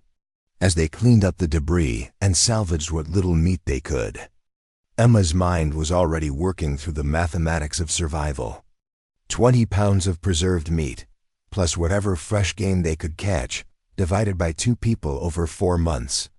It was possible, but only if they were both skilled and lucky. "I can help hunt," she said as they carried the salvaged meat back to the cabin for proper storage. Marcus looked skeptical. "Have you ever used a rifle?" "No, but I've caught rabbits with snares and trapped small birds. If large game is scarce, we'll need every calorie we can get from smaller sources." Over the next few days, as they dealt with the practical aftermath of the fire, Emma threw herself into learning hunting skills with the same systematic intensity she had brought to botanical medicine and food preservation. Marcus proved to be an excellent teacher, patient with her inexperience, but demanding about safety and accuracy. "Shooting's not just about hitting the target," he explained as they practiced with unloaded rifles in the cabin. "It's about understanding wind, distance, animal behavior, and having the patience to wait for the right shot. Wound an animal and lose it, and you've wasted ammunition we can't replace." Emma absorbed every lesson with desperate concentration. Her survival instincts, honed by years of scarcity, recognized that mastering these skills might mean the difference between life and death before spring arrived. Their first hunting expedition together came 3 days after the fire, when fresh snow revealed deer tracks leading up the valley toward a grove of pine trees that provided winter shelter. Emma carried Marcus's spare rifle, its weight unfamiliar but reassuring in her hands. "Remember," Marcus whispered as they approached the area where the tracks were freshest. "Slow movements, no sudden noises, and don't shoot unless you're certain of a clean kill." They spotted the deer, a young doe picking her way carefully through the snow-covered underbrush from a distance of about 60 yards. Marcus positioned himself for the shot while Emma watched and learned, noting how he controlled his breathing, calculated for wind drift, and waited for the animal to present the best possible target. The rifle's report echoed off the mountain. Walls like thunder, and the dough dropped cleanly with a single shot through the heart. Emma felt a complex mixture of relief, gratitude, and sadness as they approached their kill. Relief that they had secured food, gratitude for Marcus's skill, and sadness for the beautiful animal whose life had been necessary for their survival. "Clean kill," Marcus said with satisfaction, kneeling beside the deer to begin the field dressing process. "She didn't suffer, and we'll use every part of her." Emma watched the butchering process with clinical attention, memorizing each step, so she could perform it herself if necessary. This wasn't squeamishness about death. She had seen too much of it during her street years to be bothered by the sight of blood, but serious study of skills she might need to employ alone. "Why do you cut there first?" she asked as Marcus made his initial incision. "Proper field dressing preserves the meat and prevents spoilage," Marcus explained, his hands moving with practiced efficiency. "Do it wrong, and you can contaminate the entire carcass. Do it right, and you get clean, healthy meat that will feed us for weeks." They packed the dressed deer back to the cabin on a makeshift sled Marcus had constructed from pine boughs, and spent the rest of the day processing the meat into portions that could be preserved by the natural refrigeration of the mountain winter. Emma proved adept at the detailed work of trimming and packaging, her small hands perfect for the precision tasks that Marcus's larger fingers found awkward. "You're a natural at this," Marcus observed as Emma wrapped portions of venison in oilcloth. "Most people struggle with the butchering, but you handle it like you've been doing it for years." "I've cleaned plenty of small game," Emma replied. "Rabbits, birds, whatever I could catch during the lean times. The principles are the same, just bigger scale."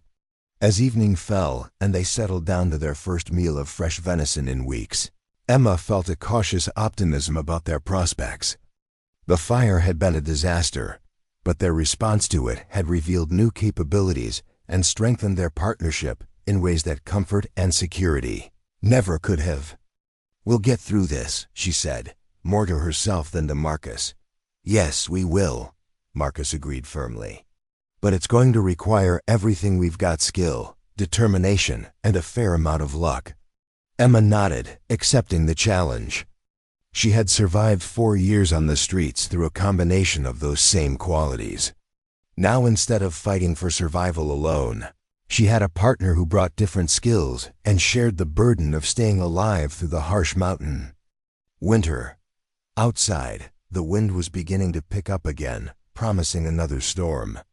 But inside the cabin, warmed by the fire and sustained by meat they had hunted together, Emma Walsh felt stronger and more capable than she had since her parents' deaths. The starving girl who had fought dogs for scraps was becoming someone who could face wilderness challenges with competence and courage. The test of fire had revealed not just their vulnerabilities, but their capacity to overcome disaster through partnership, skill, and unshakable determination to survive whatever the mountains could throw at them. January brought the kind of cold that made the air itself feel brittle, temperatures so low that breath froze instantly and exposed skin could suffer frostbite in minutes. Emma had never experienced anything like the bone-deep, relentless cold of a high-altitude winter, where even inside their well-built cabin, water left too close to the windows would freeze solid overnight. Their hunting had been moderately successful.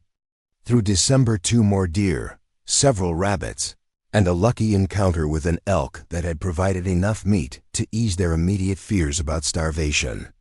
But January's brutal cold had driven most game to lower elevations or deep into whatever shelter they could find, leaving the mountains strangely empty of the wildlife they desperately needed to survive. Emma stood at the kitchen window on the morning of January 20th, watching snow fall in sheets so thick she couldn't see the barn 40 yards away. They had been snowed in for 6 days now, living on carefully rationed portions and hoping the storm would break before their remaining supplies ran critically low. "Blizzard's getting worse," Marcus said, joining her at the window with a cup of coffee that smelled better than it tasted. They had been stretching their coffee supplies with chicory root and roasted acorns for weeks now. How much food do we have left? Emma asked, though she had been doing the calculations herself every day and knew the answer wouldn't be encouraging. Maybe 2 weeks of full rations. A month if we cut portions to subsistence level, Marcus replied. Honestly, after that, we're looking at eating leather and tree bark to stay alive. Emma nodded grimly. She had eaten both during her worst periods on the streets, and while they could technically keep a person alive for a short time, they provided almost no nutrition and left the body consuming its own muscle and fat to maintain basic functions. The storm has to break eventually, she said, more to convince herself than Marcus. Eventually, yes. But eventually might be longer than we can afford to wait. Their conversation was interrupted by a sound that made both of them freeze, the sharp crack of splitting wood, followed by a rumbling noise that seemed to come from beneath their feet. Marcus was moving toward the door before the sound finished, echoing through the cabin. What was that? Emma called, grabbing her coat to follow him outside. Avalanche, Marcus said grimly, pulling on his heaviest boots, somewhere close from the sound of it. They fought their way through the driving snow to investigate, and what they found made Emma's heart sink to her boots. A massive slide of snow and debris had swept down from the ridge above them, carrying with it several large pine trees and thousands of tons of packed snow. The avalanche had missed their cabin by less than 50 yards, but it had completely buried the trail that led down the mountain towards civilization. We're cut off completely now, Marcus said, studying the enormity of the debris field. Even when the weather clears, it would take weeks with proper equipment to dig through that mess. Emma stared at the wall of snow and timber that now blocked their only route to the outside world. They had gone from isolated to completely trapped, with rapidly dwindling food supplies and no possibility of rescue or resupply until spring thaw. How long until the snow melts enough to clear a path? She asked. April, maybe May, Marcus replied. Depends on how warm the spring is and whether we get more slides that pile even more debris on top of what's already there. Emma did the mathematics in her head and felt her stomach clench with familiar fear. They had perhaps a month of food remaining, stretched to starvation levels, but they faced 3 more months of complete isolation. Even if they could catch some game, it wouldn't be enough to bridge such an enormous gap. We need to talk about this inside, Marcus said, noting how the wind was picking up and the snow was beginning to blow horizontally across the mountainside. Back in the warmth of the cabin, they spread out Marcus's detailed maps of the area and began discussing options that ranged from difficult to desperate to nearly impossible. There's an old mining camp about 15 miles northeast, Marcus said, pointing to a location marked on one of his hand-drawn charts. Abandoned for years, but some of the buildings might still be standing.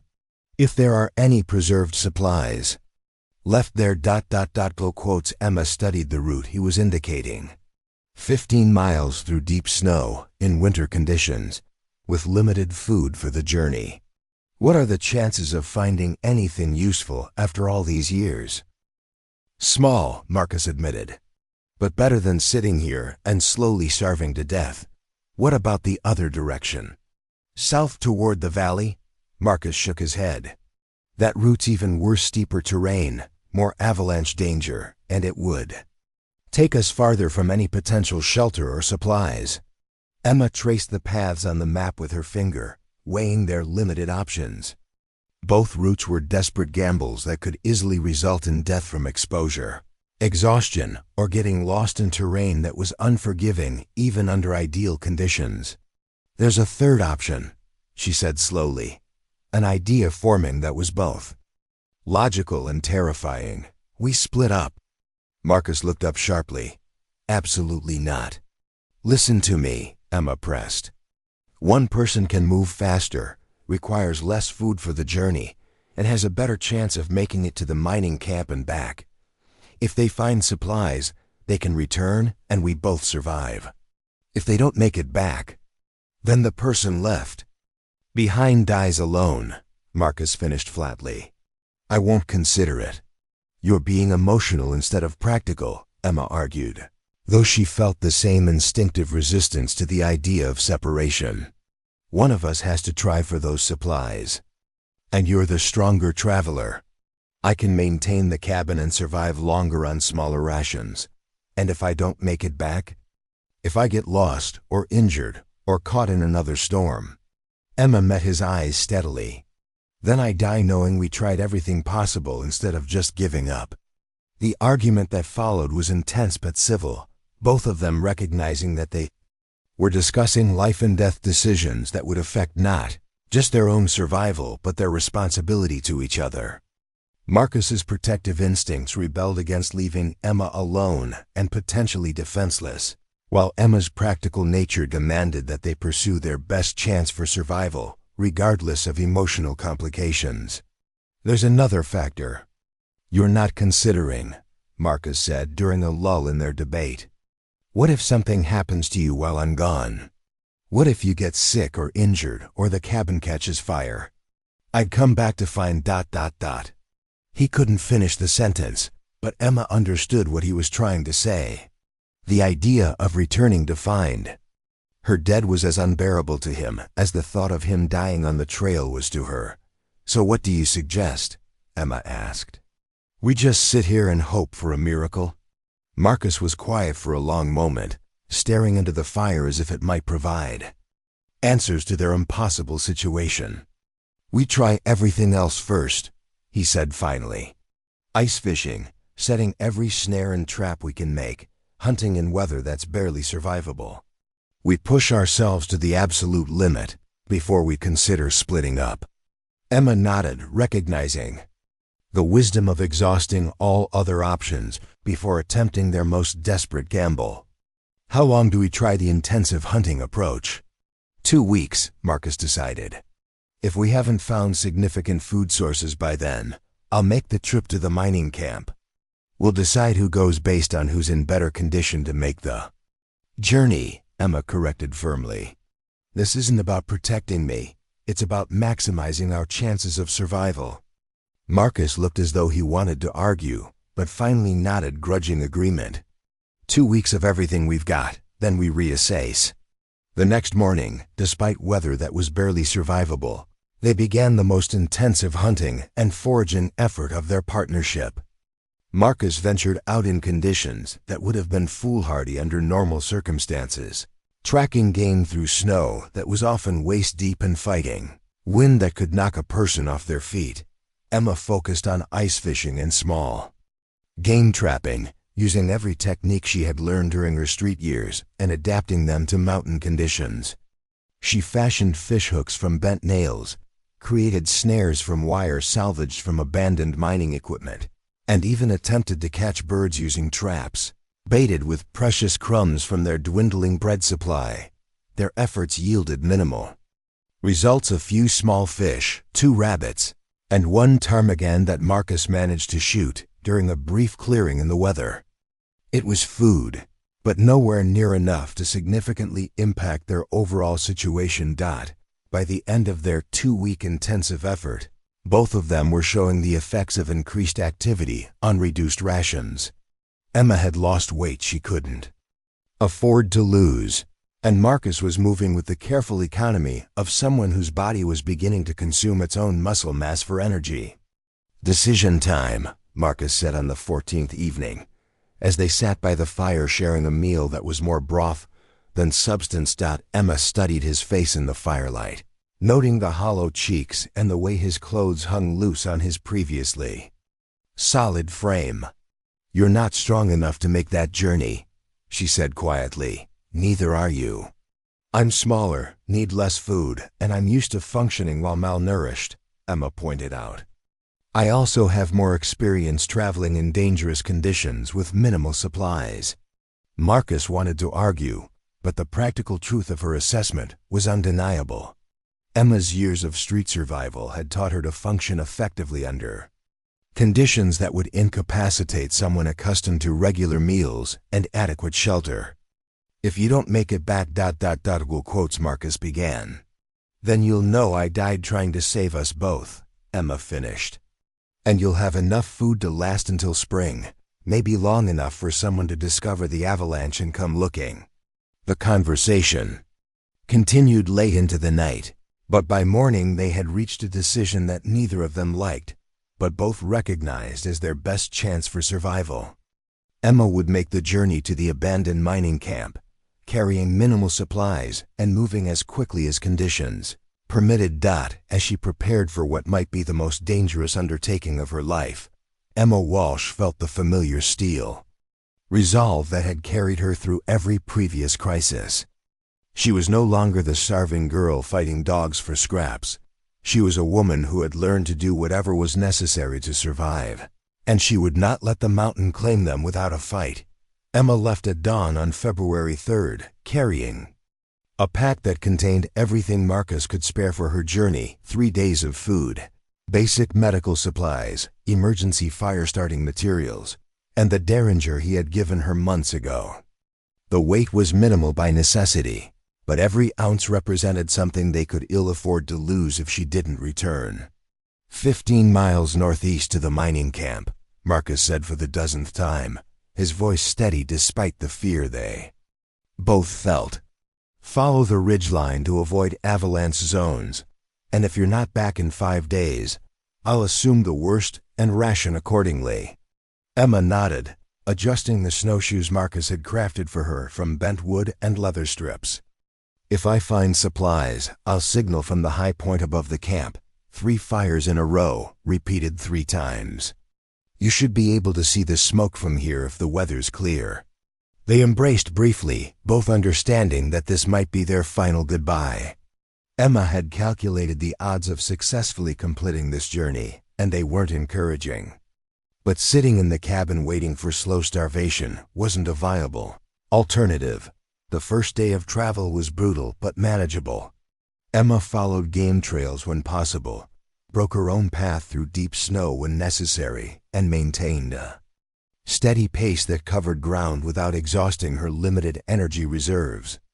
Her years of street survival had taught her to function efficiently while hungry, cold, and tired, skills that proved invaluable in the harsh mountain environment.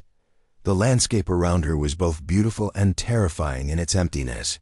Snow-covered peaks stretched endlessly in every direction, their silence broken only by the wind and the crunch of her snowshoes against the frozen surface. This was wilderness in its purest form, indifferent to human suffering, magnificent in its harsh clarity, and absolutely unforgiving of mistakes. She found shelter for the first night in a natural cave formation that provided protection from wind and a place to build a small fire for warmth. As she chewed slowly on a piece of dried meat and melted snow for drinking water, Emma allowed herself to think about Marcus back at the cabin, probably sitting by their fire and wondering if he would ever see her again. The thought of him waiting, worrying, counting the hours until her promised return, gave her strength that went beyond physical endurance. She wasn't just fighting for her own survival anymore, she was fighting for both of them, for the partnership they had built, and for the future they might still have together if she could complete this impossible journey.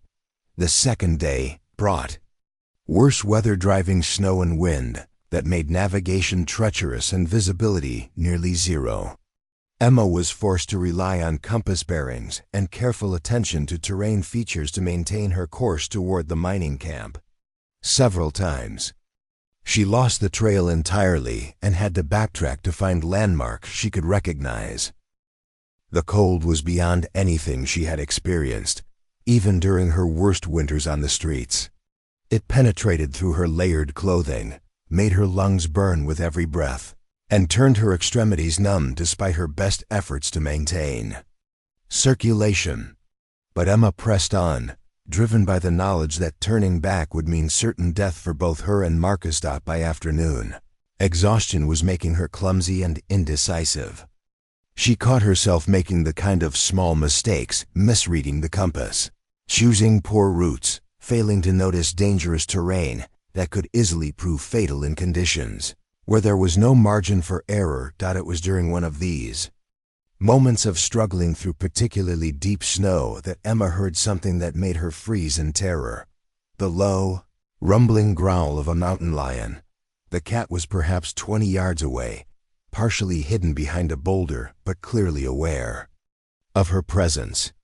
It was lean from the hard winter, its ribs visible beneath its thick coat, and it was studying her with the focused attention of a predator evaluating potential prey. Emma's hand moved slowly toward the derringer in her coat pocket, though she knew that if the mountain lion decided to attack, the small weapon would provide little protection. Her best chance lay in avoiding a confrontation entirely, backing away slowly while making herself appear as large and threatening as possible. "Easy," she whispered, more to calm herself than to communicate with the cat. "I'm not what you're looking for. Too much trouble, not enough meat." The standoff continued for several agonizing minutes, with the mountain lion watching her every movement while Emma tried to retreat without triggering an attack. She remembered every lesson Marcus had taught her about mountain predators: maintain eye contact, appear confident, never run unless you can reach guaranteed safety. The irony wasn't lost on her that she was now facing down a mountain lion with more composure than she had once shown when confronting aggressive dogs over garbage scraps. The girl who had been helpless against street threats had become someone capable of handling wilderness dangers with calculated courage. Finally, perhaps, deciding that this particular prey wasn't worth the effort, the cat turned and disappeared into the snow-covered rocks with liquid grace. Emma waited another 10 minutes before continuing her journey, shaken by the encounter but grimly proud that she had handled the situation without panic. The abandoned mining camp appeared late on the third day, a cluster of dilapidated buildings, partially buried in snowdrifts. Emma approached cautiously, knowing that unstable structures could be as dangerous as any wild animal. Several of the buildings had collapsed entirely under snow loads, but a few appeared to have weathered the winter storms with their roofs and walls intact. The sight of human construction, even abandoned and deteriorating, felt surreal after 2 days of complete wilderness travel. These buildings represented the dreams and failures of men who had come to the mountains seeking fortune, found hardship instead, and eventually retreated back to easier lives at lower elevations. The first building she investigated, what had probably been the main office, yielded nothing useful except some rusty tools and papers too deteriorated to read. Mice had nested in what remained of the furniture, and the smell of decay was strong even in the frigid air. The second structure, a bunkhouse, contained rotted bedding and broken furniture, but no food or supplies. Emma searched methodically, checking every corner and crevice where precious items might have been cached, but found nothing that could help sustain human life. It was in the third building, a storage shed built into the hillside for protection from avalanches, that Emma found what she had been hoping for: canned goods, flour in sealed containers, dried beans, and even some preserved meat that had been protected from spoilage by the consistently cold temperatures. The supplies weren't abundant, perhaps enough food to sustain 2 people for 6 weeks, but they represented the difference between certain death and possible survival until spring thaw. Emma spent the rest of the daylight hours organizing everything into loads she could carry, calculating weights and distances to determine how much she could transport back to the cabin. Her hands shook as she handled each precious can and bag, not from cold, but from overwhelming relief.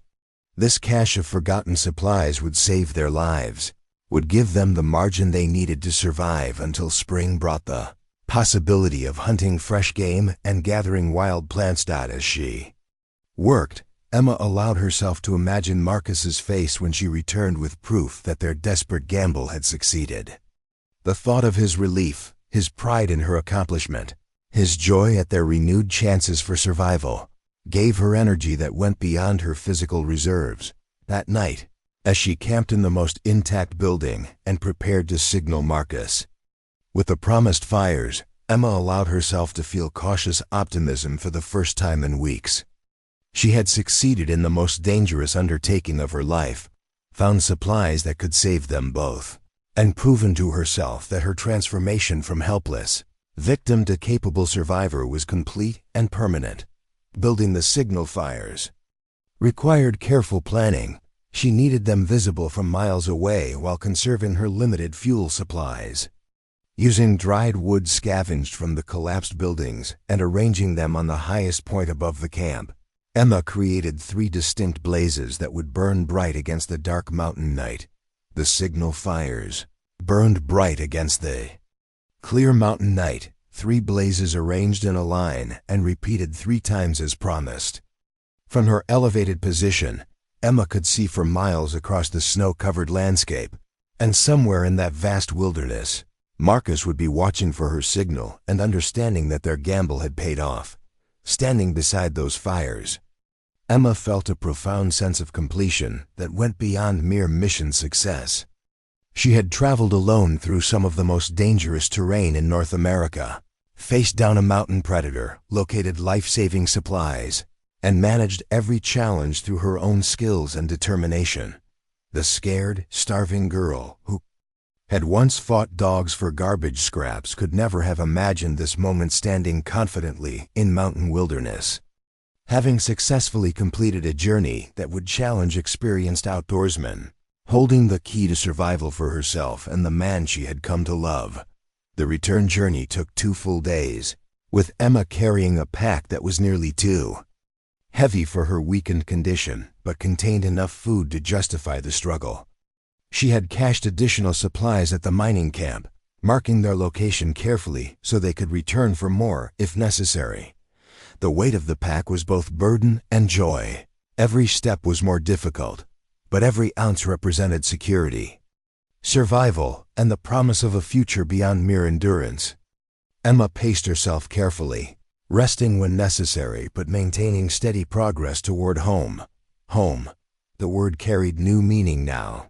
It wasn't just the physical cabin where she and Marcus lived, but the life they had built together, the partnership that had sustained them through impossible challenges, and the love that had grown from mutual respect and shared struggle. When the cabin finally came into view on the afternoon of February 8th, Emma felt a surge of emotion that surprised her with its intensity. This wasn't just relief at completing a dangerous journey. It was the deep satisfaction of returning home to someone who mattered more to her than she had fully realized. Marcus must have been watching for her return, because he appeared at the cabin door before she had even reached the porch steps. His face showed the strain of 5 days spent wondering if she was alive or dead, worry lines that hadn't been there when she left, and eyes that searched her face in form for signs of injury or distress. When he saw the pack loaded with supplies, his expression transformed from worry to amazement to something that looked very much like pride and overwhelming relief. "You did it," he said simply, taking the pack from her shoulders and helping her inside to the warmth of the fire. His hands were gentle but urgent as he guided her to her favorite chair, immediately beginning the process of ensuring she was warm, fed, and cared for after her ordeal. "We did it," Emma corrected, settling gratefully into the familiar comfort and accepting the cup of hot broth Marcus immediately prepared for her. "This was only possible because you taught me everything I needed to know to survive out there." As she recounted the details of her journey, the challenges of navigation in bad weather, the mountain lion encounter, the systematic search of the abandoned buildings, the discovery of supplies, Marcus listened with the rapt attention of someone hearing about miraculous events. His questions were intelligent and concerned, focusing not just on what she had accomplished, but on how she had handled the various dangers and challenges. When she finished her account, he was quiet for a long moment, studying her face in the firelight. "Emma," he said finally, his voice carrying a weight of emotion that made her look up from her broth. "I need to tell you something important." Emma set down her cup, noting the serious tone in his voice and the way his expression had shifted from relief to something deeper and more vulnerable. "When you left for that mining camp, I realized something that should have been obvious months ago. Sitting here alone, wondering if you were alive or dead.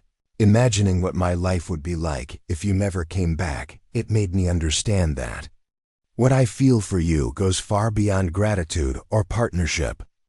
Marcus moved closer, his eyes never leaving her face. I've fallen in love with you, Emma. Not just appreciative of your skills and character. Not just grateful for your partnership and companionship, but genuinely, completely, irrevocably in love with who you are. Emma felt her heart begin beating faster, though she wasn't entirely surprised by his declaration.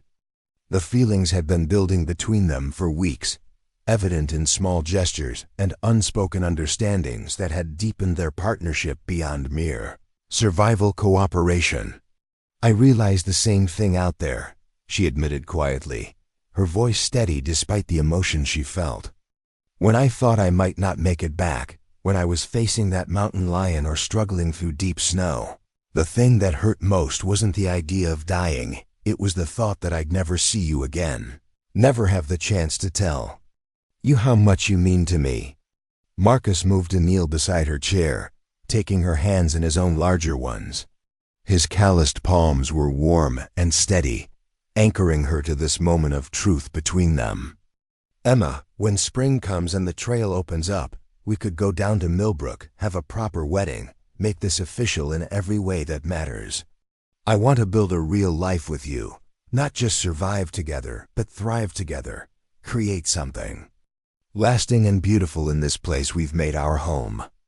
Emma smiled, feeling a warmth that had nothing to do with the fire or the hot broth. I'd like that very much, Marcus. But you should know, I'm not the same person you found fighting dogs for scraps behind that bakery. These months with you have changed me in ways I never thought possible. You've changed me too, Marcus replied, bringing her hands to his lips for a gentle kiss. Made me remember that isolation isn't the same thing as independence, that building something meaningful requires more than just surviving alone. You've shown me what real partnership looks like, two people making each other stronger instead of just sharing the burden. As February gave way to March and the worst of winter's grip began to loosen, Emma and Marcus settled into new rhythms that acknowledged both their practical partnership and their emotional connection. The additional supplies from the mining camp had eliminated their immediate survival concerns, allowing them to plan for spring and the future they would build together. Emma continued developing her knowledge of mountain living, but now with the confidence of someone who had proven herself capable of handling the most extreme challenges. She was no longer learning survival skills out of desperate necessity, but mastering them as foundations for a life she was choosing rather than simply enduring. She began teaching Marcus about botanical medicine with the authority of someone who had tested her knowledge under life or death conditions. Their evening conversations ranged from practical concerns about expanding their homestead to deeper discussions about their dreams, their values, and the kind of life they wanted to create together.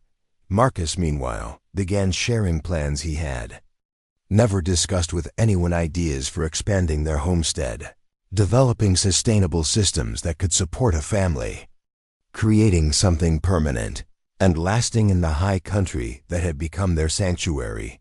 He spoke of building additional structures, establishing larger gardens, perhaps even creating a small trading post where other mountain dwellers could obtain supplies and medical care. With Emma's knowledge and his building skills, they could create something unprecedented in the region, a true mountain community center. When the first green shoots began appearing through melting snow in early April, they made their journey down to Millbrook Valley together. The town that had once represented rejection and isolation for Emma now felt like a place they were visiting rather than somewhere either of them belonged. The transformation in how the townspeople viewed Emma was remarkable and immediate. Where once they had seen a ragged, desperate girl fighting for scraps, they now saw a confident, capable woman who carried herself with quiet dignity and obvious strength. Word of her heroic journey to save both their lives had spread through the small community, growing in the telling until she had become something of a local legend. The starving girl who had once been invisible to most residents was now someone they approached with respect and genuine admiration. "Miss Walsh," Mrs. Henderson said when they encountered her at Peterson's General Store. "I heard about your winter journey to that old mining camp. That was incredibly brave. Most men wouldn't have attempted such a thing." Emma accepted the praise graciously, but without false modesty. "Sometimes you do what's necessary to survive, regardless of whether it seems possible beforehand." The wedding took place in the small church where Emma had once hidden from winter storms, attended by townspeople who marveled at the transformation they witnessed. Reverend Morgan, who had been serving the community for 15 years, later said it was one of the most meaningful ceremonies he had ever performed. "We are gathered here today," the Reverend began, "to witness the union of two people who have already proven their commitment to each other through trials that would test the strongest bonds. Marcus and Emma have shown us that true partnership is built not in comfort, but in shared struggle, mutual respect, and unwavering support through life's greatest challenges."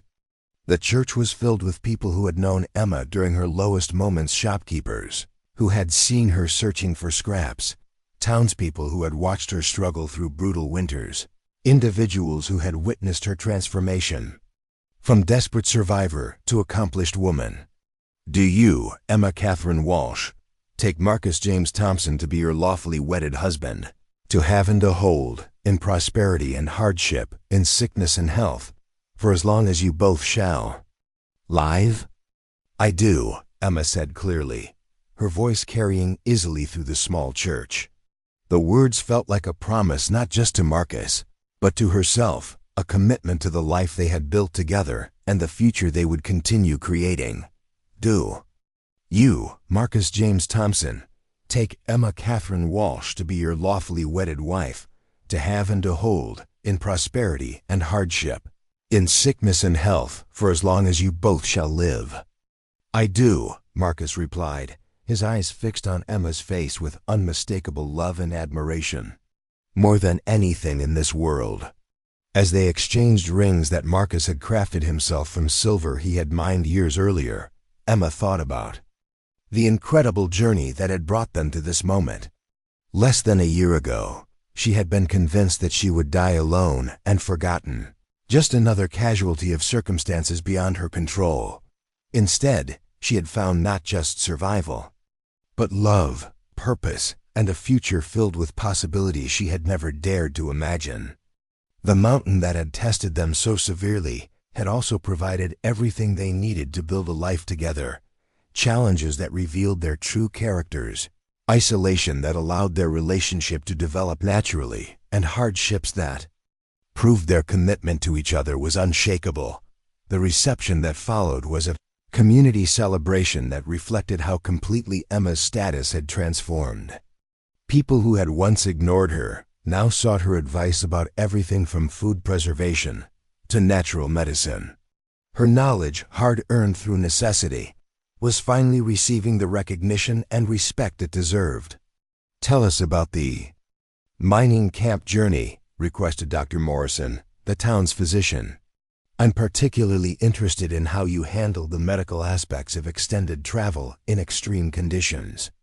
Emma found herself the center of conversations about survival techniques, wilderness medicine, and resource management.